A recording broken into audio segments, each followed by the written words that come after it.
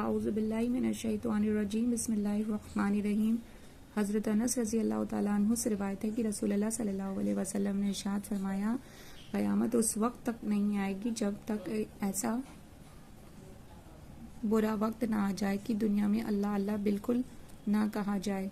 एक और हदीस में इस तरह है कि किसी ऐसे शख्स के होते हुए क़यामत कायम नहीं होगी जो अल्लाह अल्लाह कहता हो। फ़ायदा मतलब ये कि क़यामत उस वक्त आएगी जबकि दुनिया अल्लाह ताला की याद दुनिया में याद ही बिल्कुल ही खाली हो जाए, यानी अल्लाह ताला की याद से लोग गाफिल हो जाए, उनका नाम लेना बंद कर दें।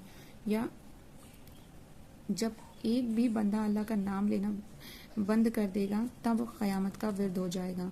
यानी इस हदीस का ये मतलब भी बयान किया गया है कि क़यामत उस वक्त तक कायम नहीं होगी जब तक कि दुनिया में ऐसा शख्स मौजूद हो जो ये कहता हो कि लोगों अल्लाह ताला से डरो, अल्लाह की बंदगी करो।